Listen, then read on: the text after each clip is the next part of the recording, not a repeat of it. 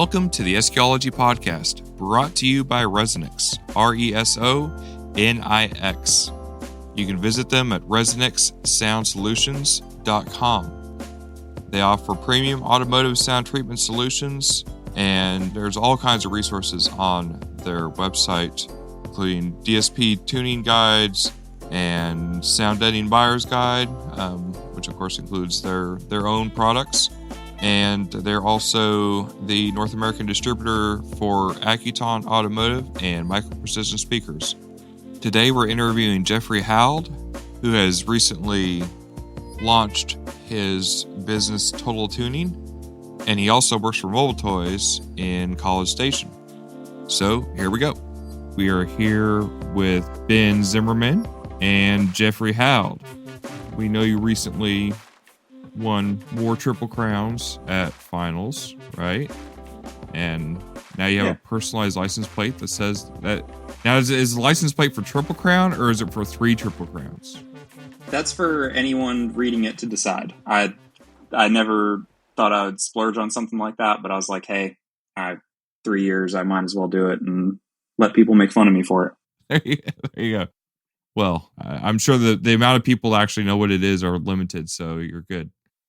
Unless somebody thinks it's like for 3 times Crown Royal or something, and then the Texas State Police might have fun with that. But, so for those of us who are out of touch with the internet and haven't seen it, what does the plate say? It says 3X Crown. That could go many ways. Matter of fact. Well, at least it doesn't say 1 cup. So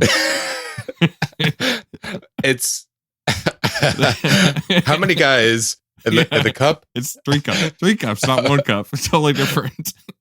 Got it. It's a totally different video. Podcast, rather. Right. Whatever. So Jeffrey, how'd you get into cardio in the first place? Because I know you popped up kind of in the middle of things a few years back, but I honestly don't really know what got you here. So what got you into cardio? Yeah, short version, kind of like everyone else. I watched a YouTube video, got super interested, and basically that led me down into the SPL rabbit hole. Did that for about 6 years, decided that I was unhappy with the quality of the installs that I was seeing and just the overall sound, the science behind the increasing SPL numbers on a screen and all of that was super cool. But I felt like there was something more to be had, so I started looking into sound quality, and that's about 6 or 7 years ago at this point, and kind of just started doing sound quality locally, and it kind of just blew up from there. So now I'm deep as I'm willing to go as far as sound quality goes, and that's what they all say. As far as life will let me. You compete with the Mazda now. Have you competed with that all along, or did you have any builds before that? Nothing in sound quality. I've only owned 2 cars in my life. One was a 96 Honda Accord. That one was very much an SPL car, but had a decent sounding front stage, and I was one of the only SPL cars that had a full-blown standalone processor. So, that one did pretty good. I was doing a 150 out of the trunk on music, things like that. And then decided I was going to get a new car because that one had some mechanical problems. Took the Mazda and said, I'm going to do the perfect build. And it was a mosh posh of equipment and a JL Tweak 88 and a ported 212s box, and quickly learned that was not the perfect sound quality build. So what do you have currently now in the car? 3rd rebuild later in the Mazda. It's basically an all JL build. It's 3 VXI amplifiers, 2 RD amplifiers. You've got C7, 3 and tweet in the front, ZR800 mid basses in the doors, 10 W6 front subwoofer, 2 12W7 rear subwoofers, and some rear fill in the back pillars. And there's a few hidden speakers that I'll be, revealing here in the upcoming year. So, and you've been competing with this build for 2 or 3 years, essentially? I mean, I know it's not exactly the same as it was, but you've been building on the same one for the last couple of years, right? Yeah. Basically, I went to my first sound quality finals 4 or 5 years ago. I think it was 5, and it was either the same year that Ben originally launched his Beamer, or it was right around the time before he stopped using the Beamer. And I went to that finals, and I was doing very good locally, and I quickly found out again that doing good locally and getting absolute dead last in amateur class are two completely different things. So I rebuilt my entire car and, pursued a partnership with JL Audio and decided to go as deep and crazy into learning and tuning and everything that I possibly could to not be last again. So that was the past 3 years I've been competing with the JL build, basically. As far as the year that we met, I was trying to replay that in my head because I very vividly remember meeting you. It was finals. I don't remember what year it was, 2017, 2018, probably 17. Somewhere around there, right? And I remember hearing your name and seeing you on the forums and the groups and whatnot, and I knew who you were, right, a little bit. And you came up to me. It was towards the end of the event, if I remember correctly, and it was like you popped up in my face like, "Hi, I'm Jeffrey Hald." I was like, "Wow, you're a lot taller than I thought you were." As I'm looking up to you, and anyway, you're like, "I want you to come hear my car. I want your feedback. I need your help." And I was like, "Yeah, sure." And then it never happened for one reason or another. I don't remember I don't remember the order of events of what happened. Yeah, something I don't remember. I'm wanting to say like it was like at the end of the event and awards were about to start and like we had to go or something like that. Anyway, I never wrapped back around with you. I never heard your car that year, and I felt really bad afterwards. And that's how I met you. And I apologize for that. And I think this is the first time I've told you that. Anyway, there you go. He's been holding that for years. Yeah, plotting his revenge. Waiting for you to show up at a show so he can have his revenge. And then the next several times I see you, people confuse me for you and vice versa, I hear. And it's like, well, wait, I'm like 15 or something years older than you, at least. And anyway, I just think it's very comical, but here we are. Yeah. That's that. You also were not in the industry, obviously, when you started this out, and now you have transitioned. You work for Mobile Toys, right? And for like the past year and a half or more, somewhere in there.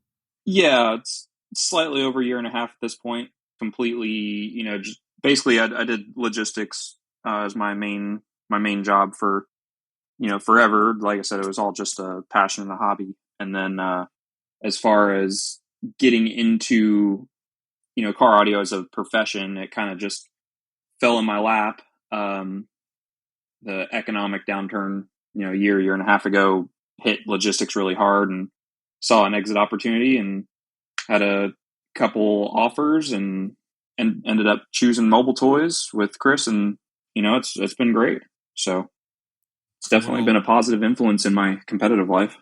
So what all do you do for Mobile Toys then there? Basically manage front of house. I do all the DSP tuning there. I've been training one of our younger up and comers on how I tune, and so that it's not just me kind of thing. And basically, front of house quality control, sales, and just being another source of organization, because businesses need organization. So that kind of stuff. Sure, for sure. So speaking of tuning, you've become, I would say, at least internet famous with the Hald Max Tune hashtag. Obviously, it's based somewhat on the JL Max array setup that's the JL introduced again, probably about that time, right? What got you down that rabbit hole? As far as, I'd say you and Natan were probably the two people that really kind of pulled out with the arrays heavy. And I think you've really kind of been able to take that to the next level. And I know you've been working on it for longer than what we see on the surface. So what got you, I guess, tell us the backstory on that. Yeah, so it started 5 years ago. And a lot of people don't believe me when I say it, but I just admitted it to Chris the other day. I have a document in my MacBook that says, "Dear Chris Pate, long and short of it, I'd like to do tuning for you." That was 5 years ago. Wow. So I was doing tunes for, people here and there, and I would do installs in my front yard and tune them. And I quickly found out that installs kind of just one of those things that I do, but the tuning was what just fascinated me. It made me happy out. It's one of those things that you like it when you're almost willing to do it for free, Sure. Yeah. And so that's how I felt about tuning versus installs and all the sound treatment and all that stuff in my front yard. I mean, absolutely would not do it for free. So, here I am, and I'm like, well, maybe this is what I want to do. So then I started learning all I could about tuning and skip ahead a year and a half of single mic tuning, being Harry Potter, waving my wand around and all that stuff. And I was like, man, there has to be a better way because I'm missing a lot of information. I feel like there's too much variance at the end of the tune. I could do 10 tunes in a week on my car, same vehicle, start from scratch each time, and every time it would land different. So I couldn't quite figure out how to nail that down, but I knew that I wanted to do it as, a side hustle or eventually a business. But the whole key with, all the successful businesses in the world is repeatability. I mean, McDonald's is a great example. Is just, repeatability is the name of the game, right? Mm-hmm. So that was my number one focus. So I started, I actually have it in my garage. I started building a mannequin head with microphones in the ears and all that stuff way before some other manufacturers have released those items. Decided that wasn't the direction I wanted to go. And then about 3 years ago, I found beta. I found my way into the beta of the Max program through JL and saw a huge upside potential in how that operated and all the things that you could see using that. So, that's kind of how all of that started, was just a passion for tuning, leading into, I really don't like a lot of this, leading into, man, this microphone array, if mastered, could be the answer. And so that was 3 years ago at this time. Specifically, what is it about the Max and the array that is giving you that repeatability, do you think, as far as I've never used it, to be honest. So I'm sitting here like I guess a lot of other people going, okay, what does it do? Yeah, there's a couple different arrays out, and the biggest thing with arrays is that they do the spatial averaging. So you've got 3, 5, 7 mics, whatever it is. It's just an average to get rid of the whole Harry Potter waving your wand around back and forth forever. There's a lot of human error that can happen. Are you waving it faster? Are you waving it slower? Is your arm getting tired? Et cetera, et cetera. So stationary mic array, and mic averaging has been around for a long time. I mean, Mark Eldridge, created a single mic and put it on a little drill motor with a gear thing, and then just ignored the noises of the drill. Averaging has been around forever. But so the averaging is one aspect, and then the fact that it uses Smart in the background. They actually have a business deal with Smart where they lease their engines and their software and things, and you can see live phase and live Lin IR, which is time alignment. So the fact that you can see the time alignment, the phase, and the averaged RTA all quick and all live is a huge difference in your productivity and your repeatability. So what used to take 2 or 3 hours of waving the mic around to get all the speakers kind of EQ'd and, then sit there and listen to it and go, okay, does that sound center, et cetera, et cetera. You can use this mic array, and if you place the microphones in the same spot, you can get the imaging in the same spot, more or less, in 90+% of systems. There's a couple outliers, which we can talk about later if you want. But the general consensus is that if you put the microphones here and you did 10 tunes, all 10 tunes will sound the same. And so I learned that if you learned how to interpret that data in a way that was beneficial for us, getting a great sound quality vehicle, there's one problem out of the way. The other problem is what does my target curve or, starting curves need to look like? And I've got my own philosophies on that. And the last one was, is there any optimizations that I can do to how I place the microphones? So, I know a lot of people will get the JL Max in there and then they'll be like, well, my image is a little left of center. Okay, well, maybe there's some optimizations you can do to make that better. The long and short of it is that I took this and I took a good sounding car, stuck the JL Max in it 3 years ago, and I was like, well, I don't care if it looks like a zebra on the graph. I don't care what it looks like, what pattern it looks like. It doesn't matter. That's what a good sounding car looks like. So I'm going to use that as my starting target and developed that over years of, okay, well, that one had too much of this, too little of that. And after hundreds and hundreds of tunes, you start to see a pattern of relatively good sounding cars from a baseline perspective. And, same thing on how I position the microphones and things like that. So, the repeatability is insane and led me to the whole remote tuning aspect of it. So after you've seen hundreds and hundreds of these screens over and over, you can start to kind of just do the pattern that you're expecting. And most of the time it'll come out really good. Mm-hmm. So, because you're being able to know what is going to essentially work and not work as you're seeing what's happening, and how it's relating to each other. Are you doing each speaker being done independently? Are you doing in pairs? Are you doing everything? Like, how does that work as far as, I assume you're having to do in pairs at some point because of the relative phase and everything, right? But how are you doing sections? Or are you doing everything at once, or how does that work? So, let me back up for a half second and then I'll get to your question. Sure. The main thing is that this is all just a guideline. It's not just because you do a hashtag Hald max tune, right? Does not mean that you get first on the podium. What the purpose of it is to get you 80 or 90% there so that your ears can then dial it in really, really quickly. Sure.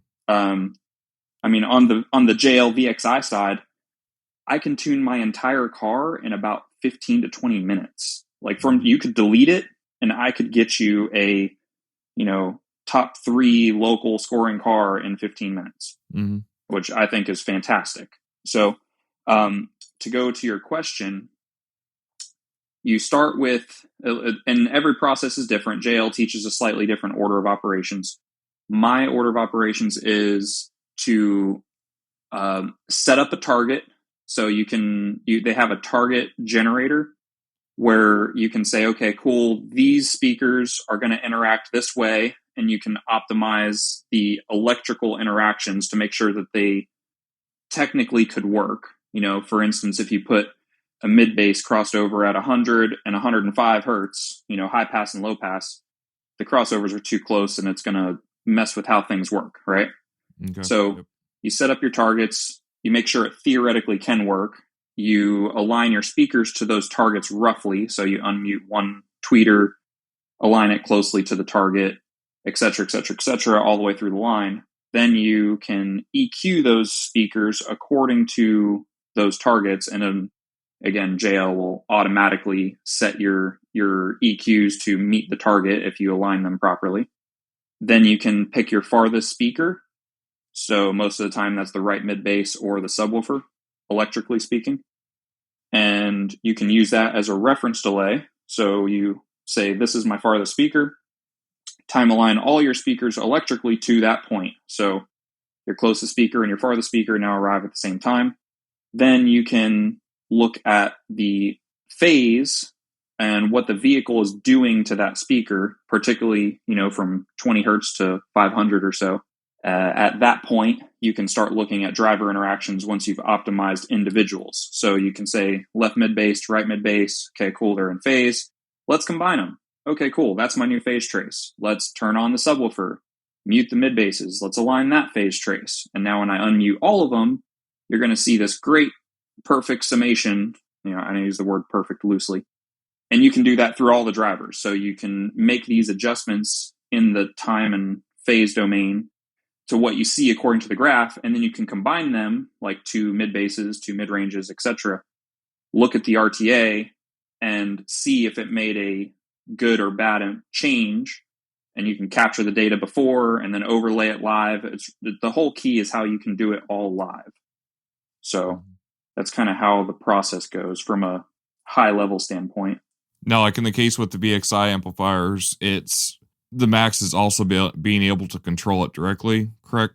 Yeah. So, like for instance, if I was to EQ a speaker, I align it to the target and I press auto set EQ, and it's going to EQ it within the parameters that I've set on the settings side before I started tuning the system. And JL has some pretty good parameters to start with. You can optimize them a little bit, but you press auto set EQ and then bam, in about 4 seconds, your speaker is pretty much EQ'd, like to the T. And, if you do that by hand on a different processor, it might take you 10 minutes. It might take you 15, maybe it takes you 30 because you're new to EQing or whatever. Right. Or it's just a difficult cabin to work with in a really bad location or something. Time alignment, how many times do you sit there and you plug it into online calculators or whatever? Well, with JL, they make a lot of micro automations for speed. So I can just press the shift key and left click at the beginning of the impulse, and it inputs that to the speaker. So I can set time alignment on an entire, 9-channel system in probably 40 seconds. Wow. So EQing on a 9-channel system might take me 3 to 4 minutes. Setting time alignment might take me a minute and a half if I'm really just trying to be nitpicky and get it perfect. And then I can spend 10 to 15 minutes by hand on phase, and then I can spend another 10 minutes on, capturing all my data for later peeking at it, whatever the case may be, if the customer needs it, if I want it, whatever. And in 30 minutes, I've got the entire system tuned, and I've got a metric ton of data that I can go back and do some really, really high level cool things with, like modeling the acoustic space. I can tell you where all the reflections are and all that stuff with math and using Max. It's really cool. As far as when you're referring to the phase and that, is it using impulse responses, or what's the time and phase calculations look like with that? How's it doing that? Yeah, so it uses periodic pink noise. So It's pink noise that, has a rhythm to it. So it comes, in and out instead of just a standard holding the intensity pink noise kind of thing. Sure. And basically the main thing is it reads that, it does an internal loop back, and it says, okay, cool, it left the max at this time. I'm getting it back in the microphones at that time. That lets me derive all of my LinIR, aka time alignment, and my phase data and display it on the screen live. So you can, apply an all pass filter or apply a delay, and you can see it on your screen in, fractions of a second if you choose to do so. You can also set longer averaging, so you can set it as a 4-second average or whatever the case may be. How does the microarray average that? So there's 2 ways it can average. Phase and time alignment is done on the center red microphone, red by default on JL.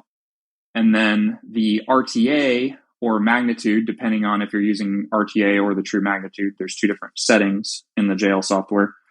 Those are done through a process that they call multiplexing or a true average. One is more intensive on the computer. So multiplexing, it goes, mic 1, mic 2, mic 3, mic 4, mic 5, et cetera, around in a circle extremely fast. And that's speaking specifically to the frequency response, not the LinIR, right? Got it. So your LinIR is always... Well, your LinIR is reliant on one mic, one placement. Correct. Okay. Just want to make sure that was clear. Okay. Yeah, and then RTA is always either it's on multiplexing by default, so it'll go 1, 2, 3, 4, 5, 1, 2, 3, 4, 5, etc. I don't know how many revolutions per second it does that, but it's pretty quick. And then the other one is where you can see all 5 microphones individually, and then you can digitally average them. it's really intensive on your computer. Sure. And I haven't really found a giant need for it yet. I can get some pretty good results using just the standard multiplexing. Yeah, from the tech side, this is all fascinating. Like, I mean, I'm in the tech industry, and just everything tech is, I love it. As much as you can automate, by all means, do it. But I'm just still trying to figure out the back end exactly what's going on here. So, yeah, that good info. Thanks.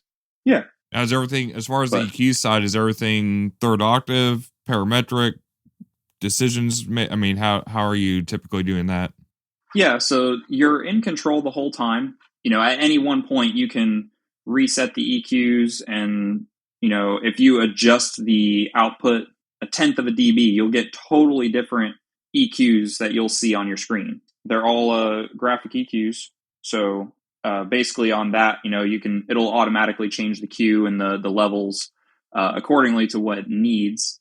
Is it still on the VXI side? Is it still 9-band EQ, or is that different now? It is 10. It is 10. Okay. And that's one of my minor grievances. I mean, I could make an argument for if you've got a really good system, or a halfway decent system, 10 bands is normally enough. But that's a whole nother philosophical argument for another time.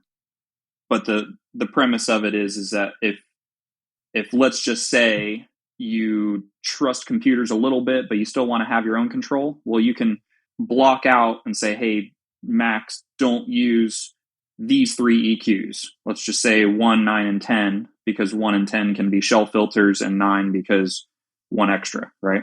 Mm-hmm. And so it'll do its best to optimize using those 7. And then you could say, okay, cool. Now I've got 3 that I can play with, and 2 can be turned into shell filters using some of the biquads in the processor. Right. So is there a loopback function also on that where you can not from default, but you can do an optical loopback just within VXI itself. You can just do a optical to optical into itself and then route it internally. That'll give you 10 additional bands of global EQ. Okay. Or you can do an RCA loopback, and that'll get you all pass filters and other settings as well. Okay. So I use loopback EQs frequently. In fact, one time Ben and I, it was the Lone Star when I first debuted the car. He'll probably remember this. Didn't make it into the money round. I made it in on a wild card slot, and Ben wasn't a judge the second day. So I was like, Ben, pretty pleased with sugar on top. Could you please help me listen to my car and just tell me if you hear any big things, big glaring things? And so he gets in there and he, plays a track or two, and I break out my laptop and he says, "Oh, so we're doing this right now?" And I'm like, "Well, just tell me what you hear." And, I'm sitting there making global EQ changes quickly, on my whole system just for tonality, because, imaging should be dialed in, but tonal can be a big deal. So just sat there and made 5 or 6 spectral balances to get it closer to what he recommended for me. And, the car went from 32nd overall in the pool, so to speak, to 11th place in the money round. I'd like to credit Ben for almost all of that feedback. So it's a pretty powerful tool to have loopbacks built in. Well, cool. Yeah. No, I some of the processors I've used also have loopback, and like you said, it's nice to have your individual channel EQ, but then to have a separate path to go in and do your final work globally is a fantastic feature. 100%. Turns out too thick or something. Like when you got in my car, you're like, man, magnetic lies. Like, she sounds completely wrong. And I was like, well, where? And then, it's like, well, she sounds completely wrong. Where? 300-400 hertz area. Okay, cool. 300-400 hertz. Boop, boop, boop. How about now? Oh yeah, that's a lot better. Well, in that track, if we're talking like 300-400 hertz, that's usually like if I start listening to that track, first of all, I get a very good idea of how the system's going to go within the first 30 seconds of that track, and it's usually the vibraphone that like, right. It's the vibraphone, synthetic or not, it's what it is, and it's usually just very, very thick, and then her voice comes in, similar registers, but it's all about the vibraphones and getting that right. Sure. Definitely credit that. Yeah.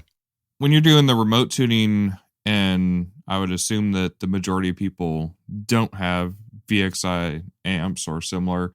Are you doing the software for their DSP as well as reading the Macs remotely, or how are you? Yeah, so the business is set up so that you have access to anything that you need to get a good result based on the processors that I offer tuning services for. Mm-hmm. Which at current day is MVI VXI for JL, Helix, Brax, Match, that whole Audio-Tech Fisher line, Arc Audio, and Moscone processors, because I'm familiar enough with them all and I'm comfortable enough to do them without crazy amounts of troubleshooting. So let's just pretend that you have 0 computers, which most people don't. I can send you 2 computers, all of the cords, a Max, a microphone array that fits your car, whether if it's a headrest or non-headrest option. And then all you have to do is provide a working system that's preferably labeled correctly when I get in there and a Wi-Fi signal for me to log in. So you make all the connections, I can talk you through it, and then I will control every single aspect of the tune, logging in on my home computer and my laptop separately if need be, based on how many computers I need on their side, etc. And the whole tune is completed, and then I go, hey, go ahead and move and or take the microphones out. Let's stay connected to the DSP, and let's just play pairs of drivers and confirm center image and confirm the tune went as planned and make any minor adjustments. And, basically the purpose is, hey, if you're buying this service, you probably aren't, a guy like Ben Zimmerman, multi-time SQ champion who does tunes for other people, right? You don't have the capabilities. I've never won a championship. What are you talking about? Just want to throw that out there. Never championshiped. I sorry, I assumed, but very high level SQ competitor. Ben, you're one of the few people that I would let tune my car, and I wouldn't have any concerns if that means anything for you. We should do that sometime. We should swap. No, for real. I mean, I'm down. We should do that. Yes, I'm totally down. All right. I think it'd be fun. It would be really fun if we wear the same outfit. See if we can change it. Wait, which car do you own? Yes. Yeah, I think it'd be great. Yeah. But the purpose of the tune is for targeted to people that can't do it by themselves to a high level. Maybe they spend weeks doing it, get a 20% result, let's just say. Maybe they feel like they're getting a 50% result, and I think that I can get them an 80 or 90% result completely remote. Is it going to be perfect? No. Is it going to be better than they could do? That's the plan. But yeah, it's all done totally without their input. The only thing that I'm using them for is their Wi-Fi and their ears after I'm done to verify that everything worked correctly. What happens if, as far as flavoring to taste, are they typically doing those steps themselves? Are you getting feedback from them and then making changes, or are you just getting it to that point and then hands off, or what? You know what I mean? Like, once you get the baseline done, what's the next steps from there?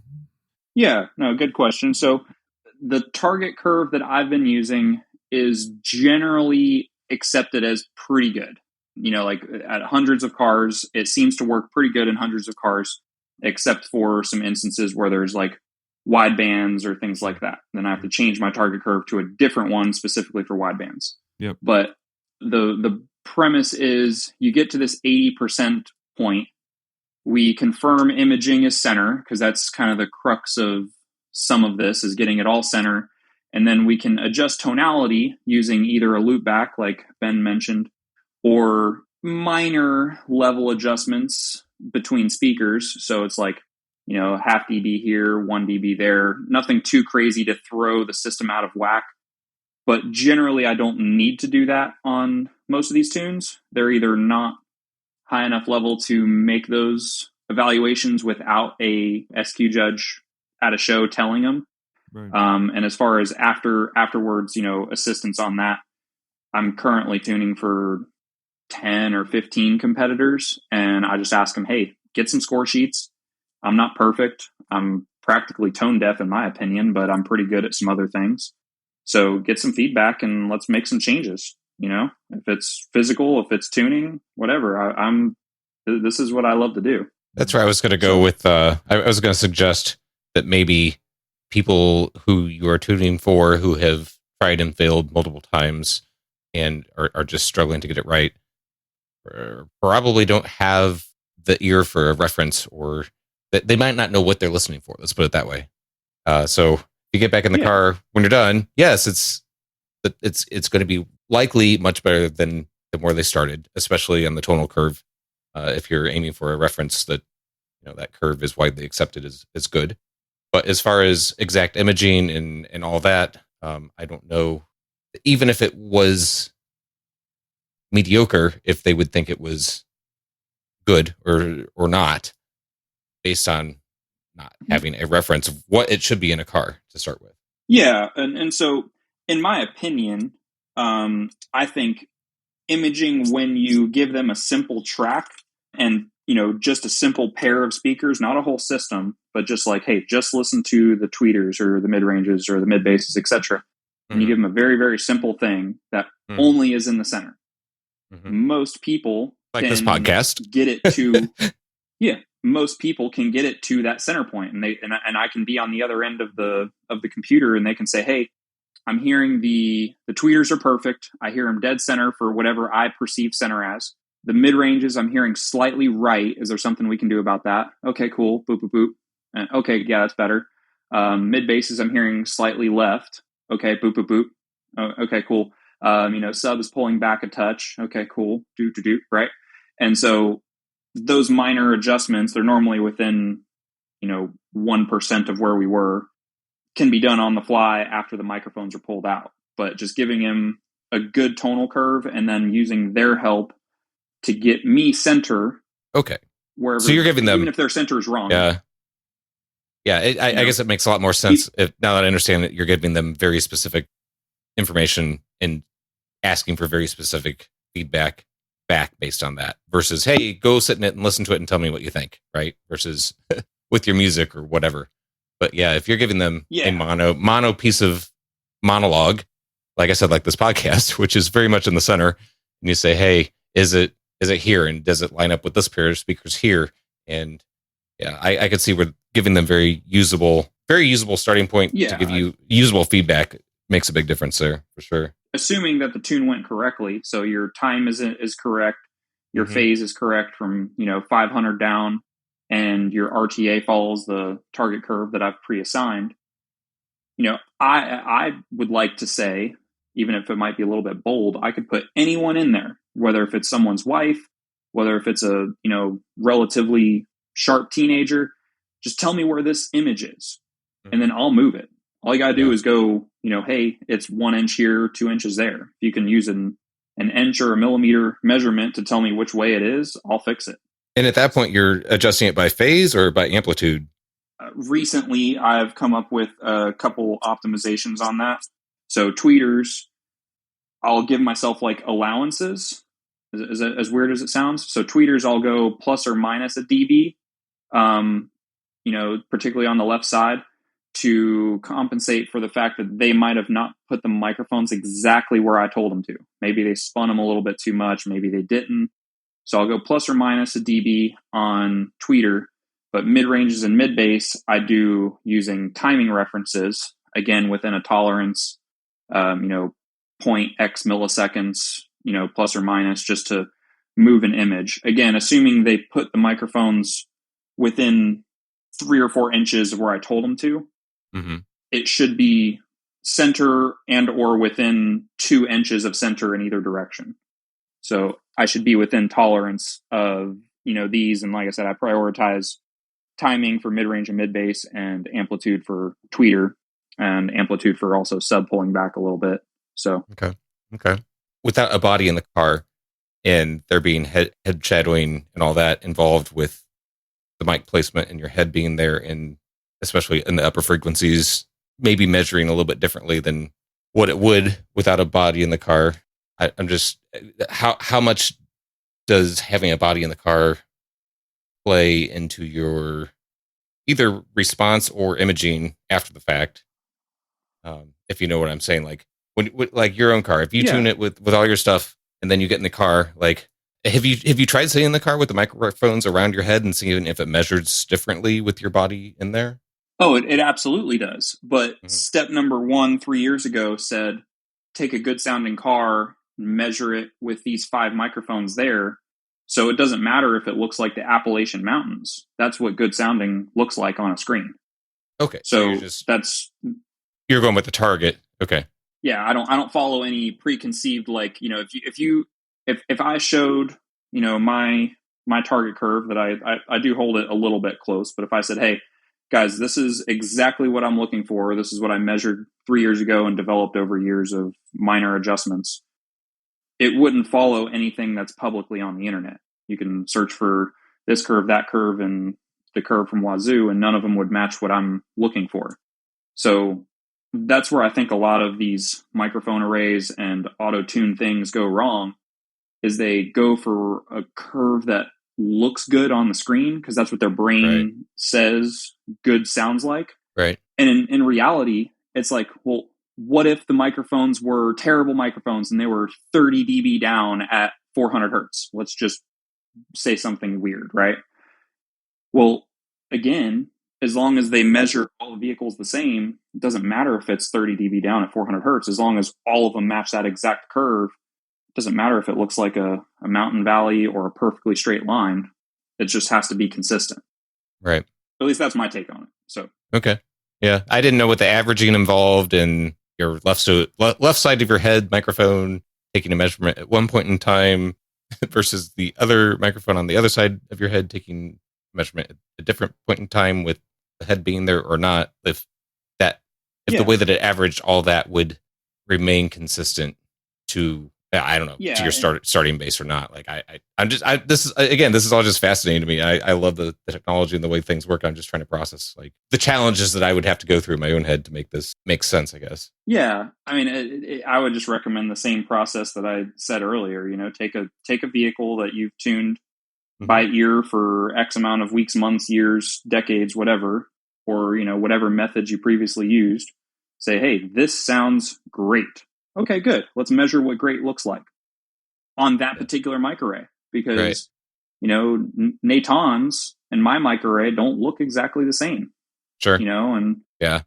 If you drop your microphones, it's not going to look exactly the same, which don't drop your microphones. But, and as dirt builds up on your pocket mic and etc., like there are lots of things your mic measures different over time, no matter what calibration file you're using. But I've found like my method, the way that I do things is very consistent because I use the same mic and the same measurement software and everything. Like it's all identical from the beginning to the end from the beginning of when I started tuning this way till now, which is several years now. Like I've been using the same exact equipment.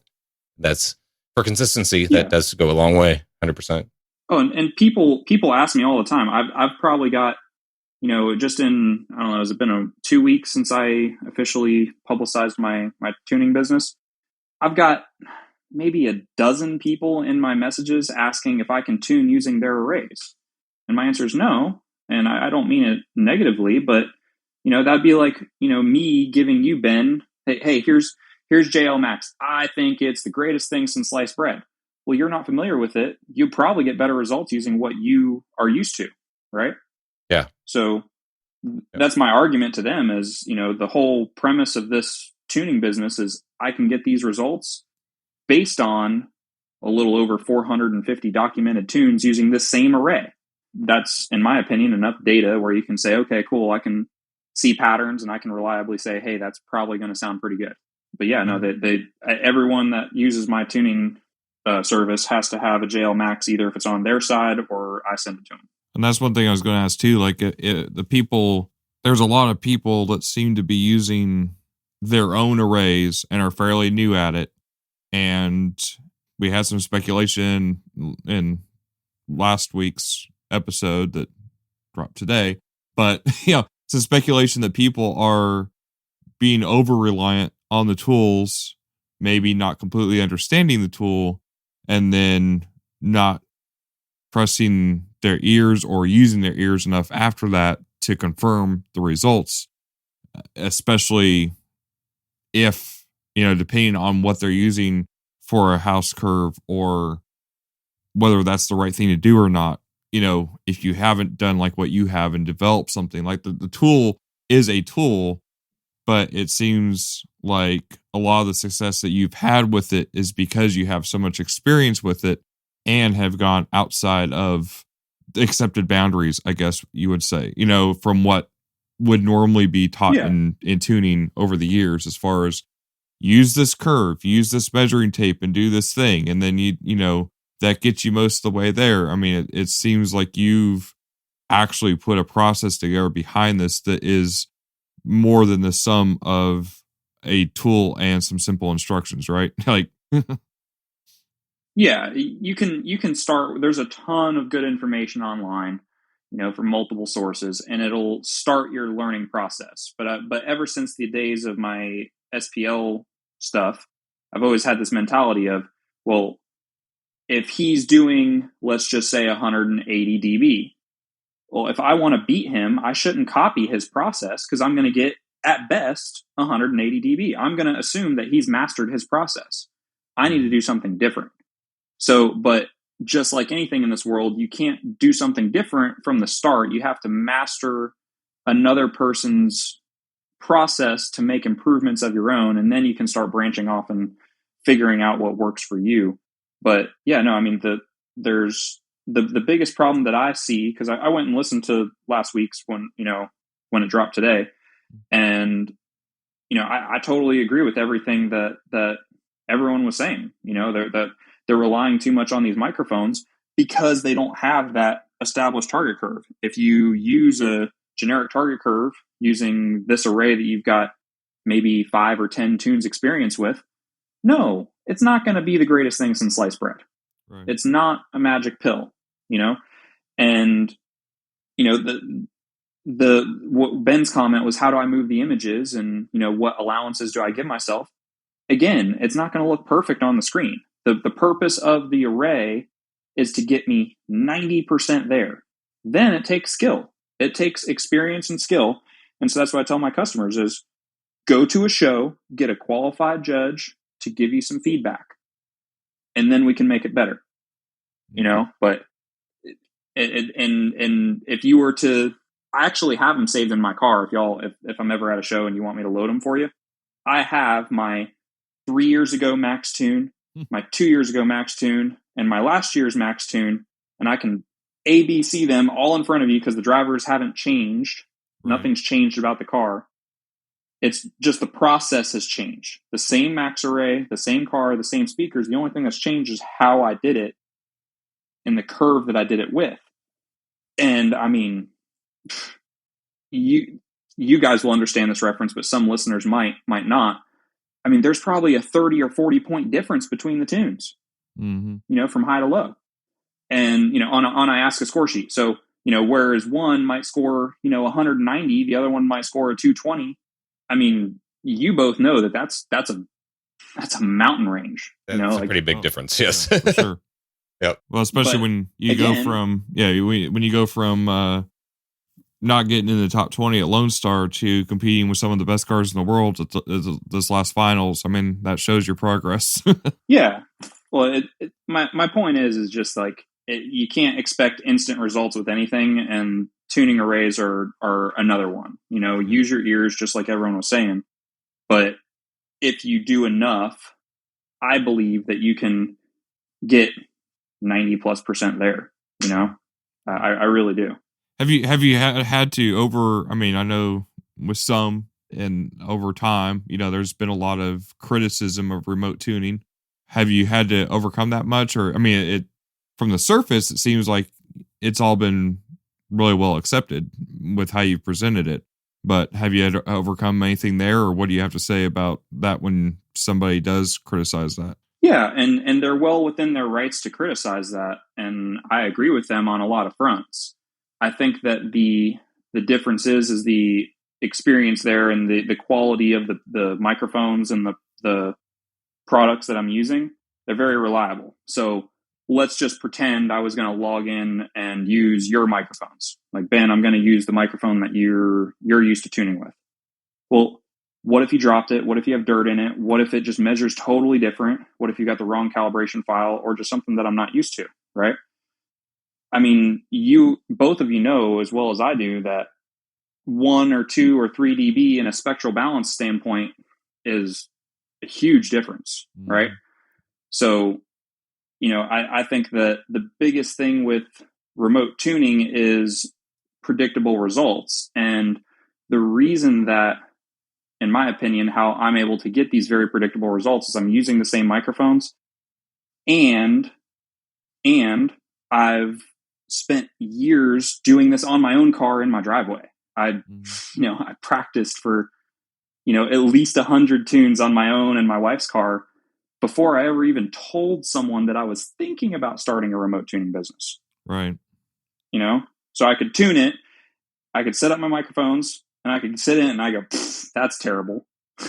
Delete, start again, Plus, I would imagine being able to do the tunes on more of a assembly style setup, like a Mobile Toys, and that has probably given you a lot of data too, right? Because you've been able to do different vehicles but also the same vehicles with similar systems in them, but completely different vehicles, obviously, from vehicle to vehicle, and have that almost in a production line, in a environment that I imagine demands a lot more efficiency than, tune your own car for competition, right?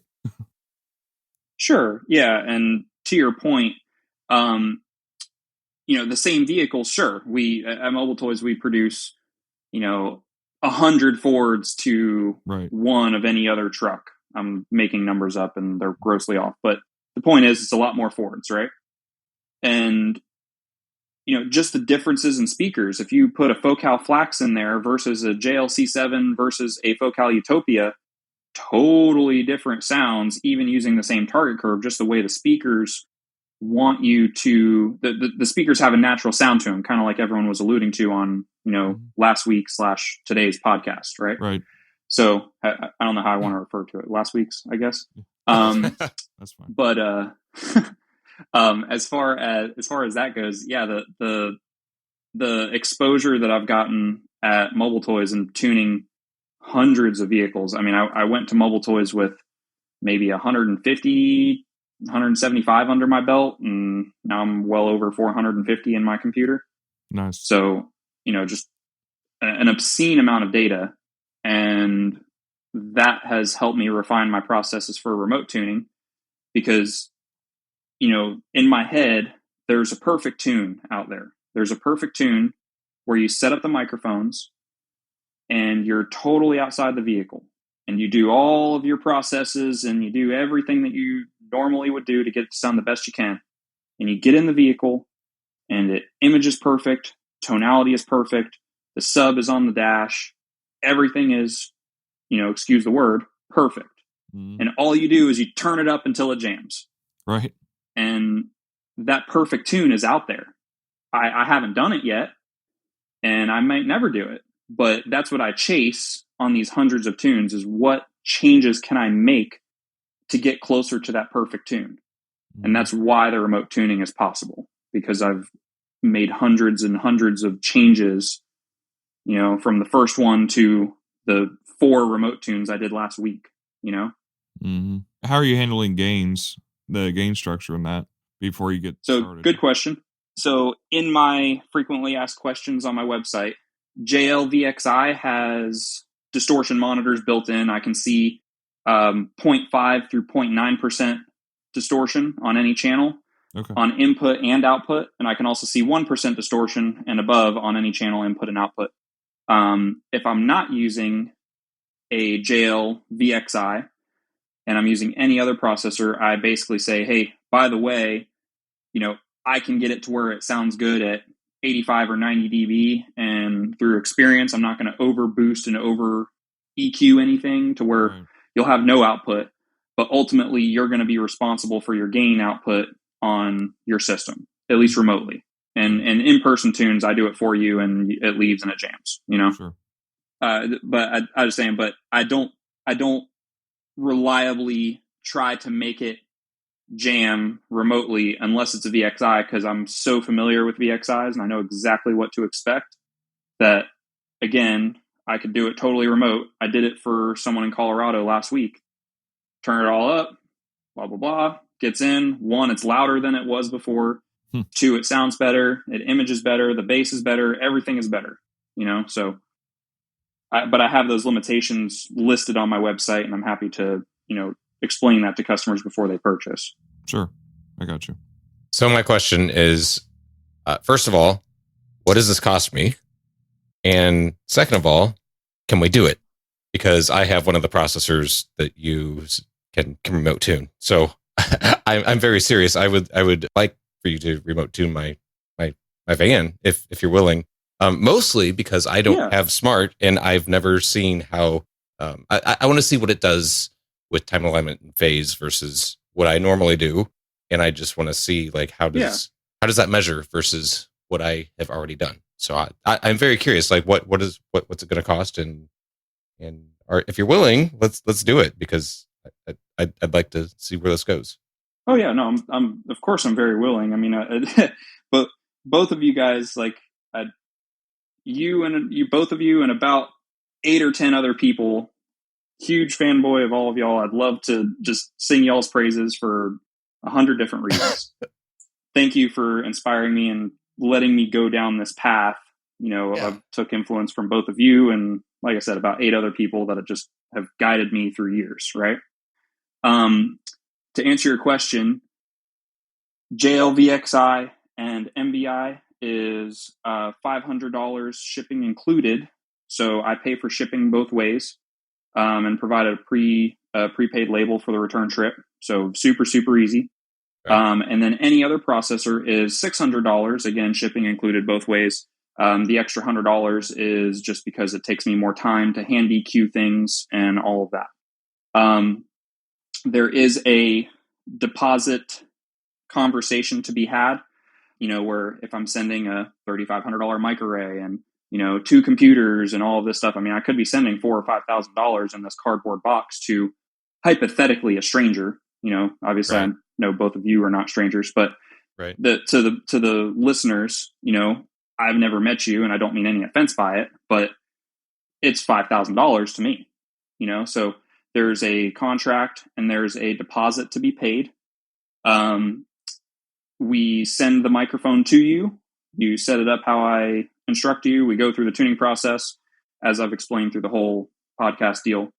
You box it back up. I get it back here, and I make sure that you didn't steal it, damage it, whatever. Okay, cool.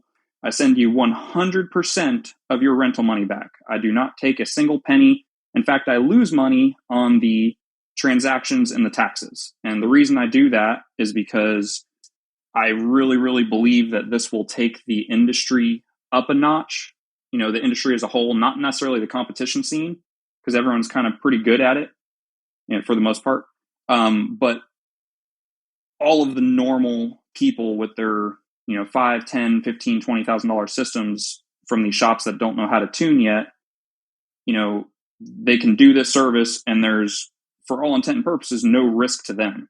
You can put it on a credit card, and within 2 weeks, that charge is completely reversed back on your credit card. It was like it was never there. The only thing it costs you is the $500 or $600 at the end of the rainbow, which I think is super, super cool. Yeah. So, I mean, a $400 tune is not uncommon for somebody, bringing a car in to have tune in person. So you add on the shipping and you're already there. So especially in today's world. So yeah, your pricing structure is what I would expect it to be. I like where we've gone with this. Yep. Yeah, and that's I'm glad that you brought it up that way, because people think that it's like, oh, it's a $500 or $600 tune. No, it's really a $400 tune. Right. Because I'm paying to insure my products the whole way there and the whole way back. I'm paying for packing materials. I'm paying for, which are consumable. After 1 or 2 trips, they got to be replaced. And shipping to you up at your house, Ben, probably going to cost me $150. Yeah. Whatever. So, yeah, easily, especially if you're shipping lots of gear. I mean, I assume it can't be lightweight, even if they're laptops. So yeah, it's about 35 pounds generally. So it's 35 pounds in a 2 foot by 2 foot by 20 whatever box. all So right. The bottom line is it's a $300 to $400 tune depending on how you spin it and squint at it. And I'm taking the hit on all of the laptops and microphone depreciation, wear and tear, etc., because I truly believe this will be a big deal for a lot of people. There's thousands of people that don't have access to guys like you, Ben, where they can go to you and they can get a pretty damn good sounding vehicle using your methods, or the 5 or 10 other tuners that I've got a ton of respect for around the country. But there's thousands of people that don't have that opportunity. It's too far. It's whatever. Yep. So I think this is a big deal, and I hope that other people agree with me. Awesome. Yeah, I'd love. We're gonna do this. Just put it out there. We'll wrap back around at some point and probably follow up post tune. But I'm curious just from the tech side. It's really intriguing to me. So I want to do this, and I want to talk about it. Hopefully, you'll tell me what you're doing as you're doing it, and not just let me guess at what you're doing, like the training opportunity a little bit there. So yeah, I'd love to do this. Yeah, cool. No,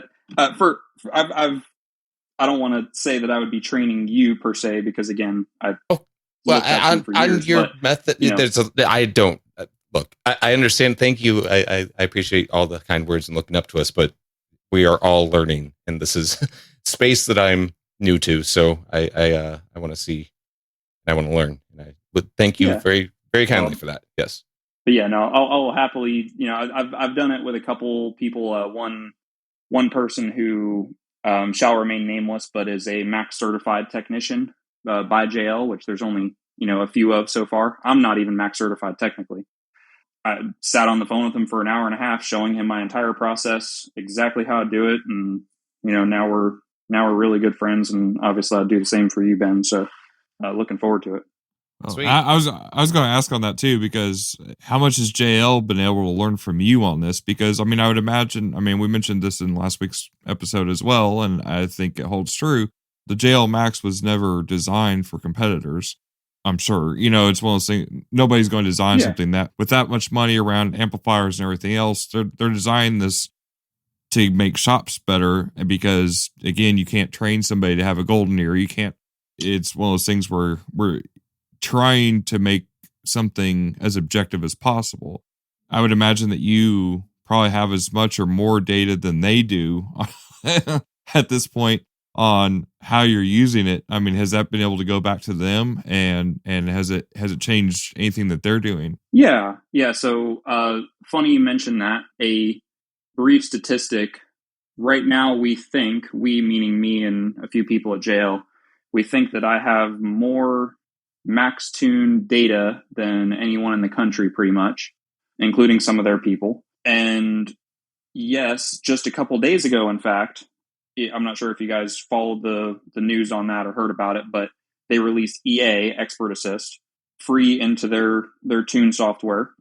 And Expert Assist guides you through a process similar to mine, and you're in control the whole time. You can tell it, no, I don't like that. I'm going to make some manual adjustments on any one step. But theoretically, you can just press OK all the way through, which I don't recommend. You need to see the data. You're the tuner, etc. But just last week, I was talking to the person that made Max, Nick Ames, and made EA, coded the whole thing.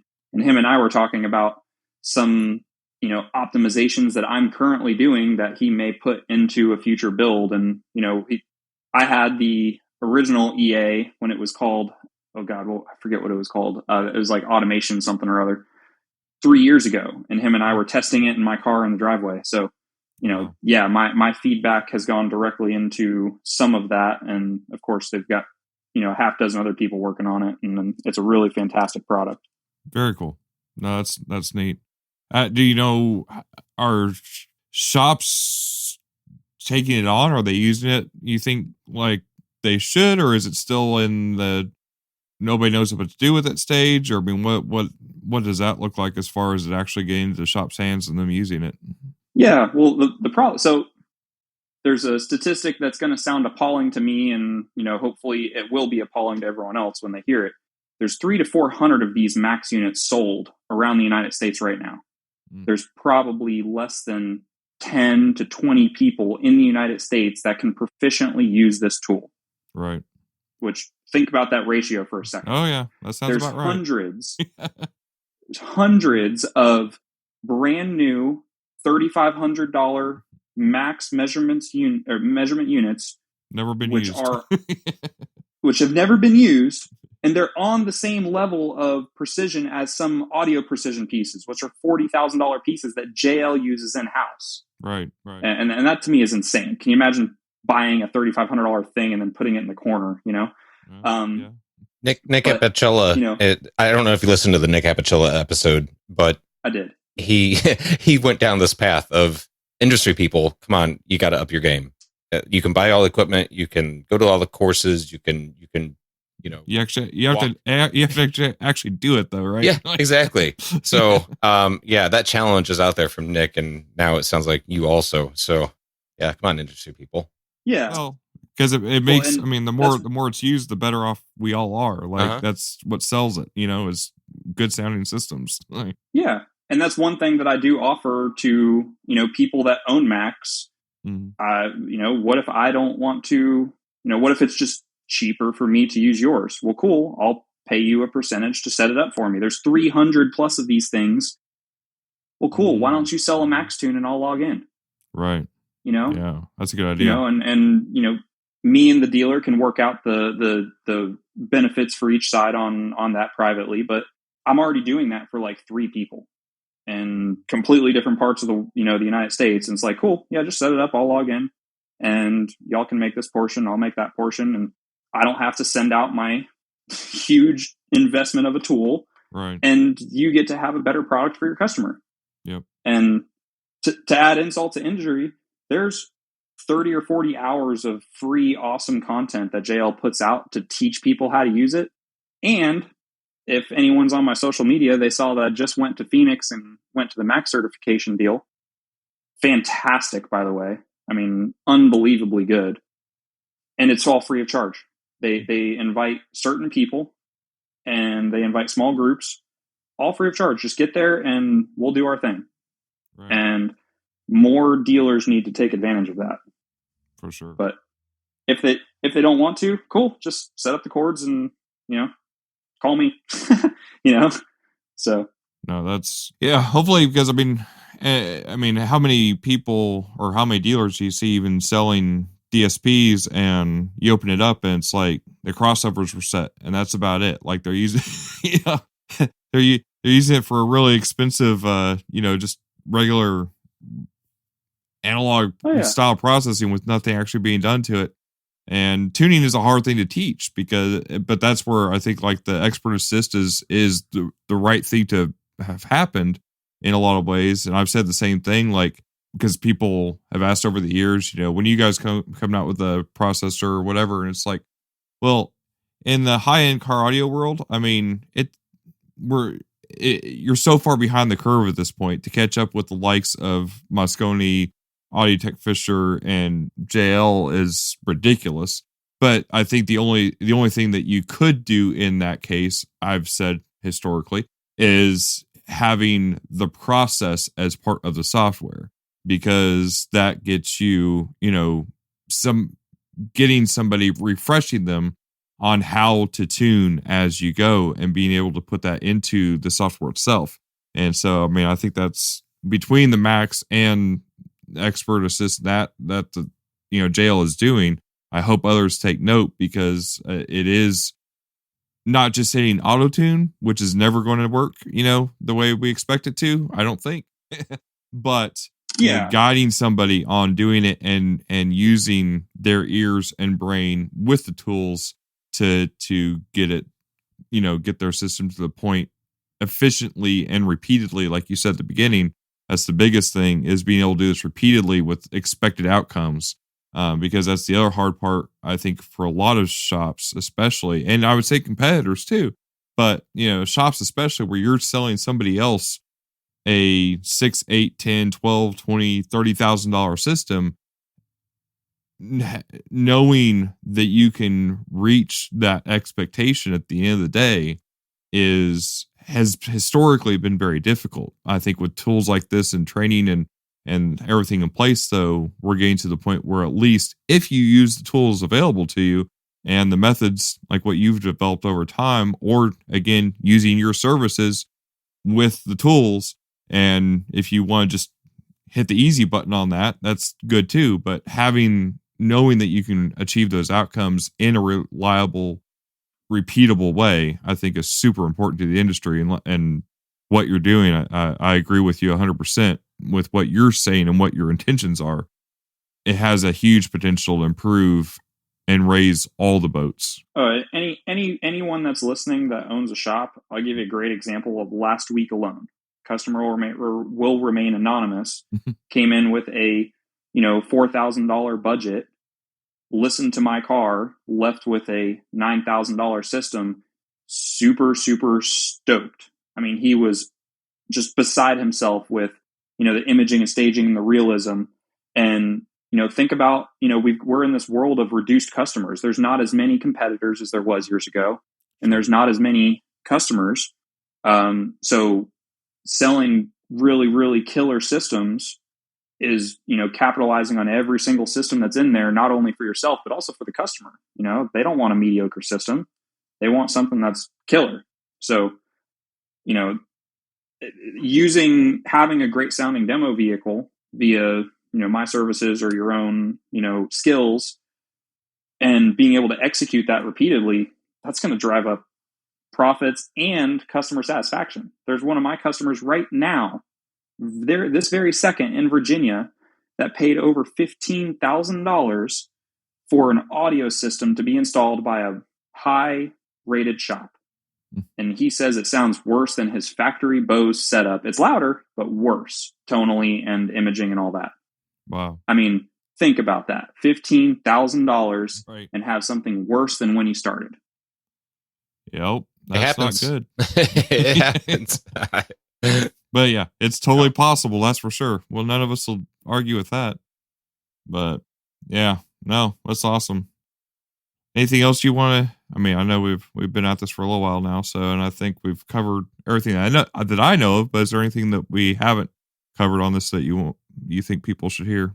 I think the most important part of this is finding your passion and pursuing it. And I think that everyone needs to hear a good sounding car, because you can never get good or passionate about something unless you've seen the best version of it. At least I don't think so. So I think that anyone listening, go to a car show, listen to a really, really kick-ass car, and make sure that you're happy with the end result. Don't settle for it's good enough. It's better than my Bose system. There's perfection. It's out there. So that would be my ending statement. So, agreed. Ben, anything you have to say? Yeah, I'm curious. Parting question: dynamic EQ, does it have a place in sound quality systems? Do you use it? And if it does have a place, how would you implement it? What would you use it for? Fantastic question. No, I don't use it. Yes, I would love to. I, again, would want to do a ton of testing on my own side before I released it to a show, a competition tune. But, linearity, just the way that our human hearing system works, is a big deal. And low, medium, and high volumes, totally different experiences.